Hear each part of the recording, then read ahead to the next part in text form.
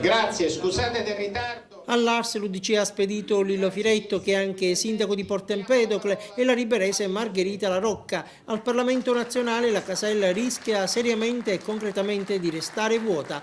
Per le politiche di febbraio, infatti, nella lista dello scudo crociato per Montecitorio e in quella al Senato, unica assieme ai finiani e ai montiani, non ci sono candidati agrigentini nei primissimi posti, quelli utili per poter sbarcare nella capitale, anche se il coordinatore regionale Giampiero D'Alia oggi a Porto Empedocle per la campagna elettorale si dice ottimista.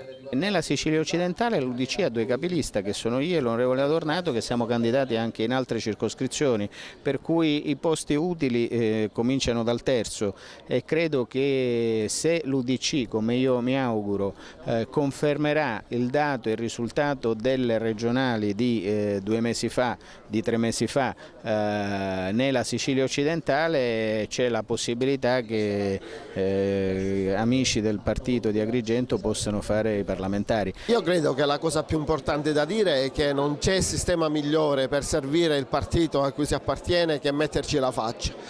Personalmente la faccia gliela metto da 15 anni con ottimi risultati e continuerò a metterla. E scorrendo le immagini salta subito agli occhi un'assenza di primo piano, quella di Marco Zambuto, dirigente dell'UDC. D'Alia conferma che è stato il sindaco a rinunciare alla candidatura alla Camera, e Firetto, sul paventato gelo tra Zambuto e UDC, risponde così.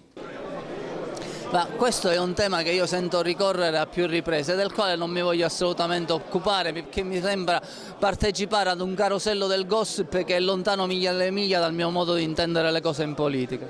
E la campagna elettorale delle politiche pone l'UDC, alleato di Monti, contro il PD e soprattutto contro Crocetta, l'esatto opposto insomma rispetto alle alleanze alla Regione. Abbiamo fatto questo accordo con lui e col Partito Democratico perché non c'era la sinistra radicale.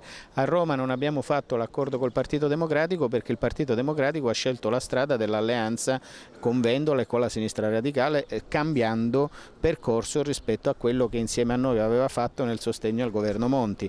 Quindi non siamo noi che abbiamo cambiato idea, noi siamo coerenti e lineari, ma semmai ha cambiato idea il Partito Democratico, che ha sostenuto Monti e poi ha fatto l'alleanza con chi di Monti dice peste e corna. Ma il bersaglio numero 1 diventa il PDL di Berlusconi. Io ricordo per esempio il proclama di Berlusconi: non tasseremo le 13esime né le 14esime, l'indomani che è stato eletto non è possibile farlo. Salviamo l'Alitalia, e l'Alitalia risaneremo i conti. L'operazione Alitalia è costata agli italiani quasi 4 miliardi di euro. Allora io penso che con il populismo e con i proclami noi non andiamo da nessuna parte. Entro 60-90 giorni, entro quando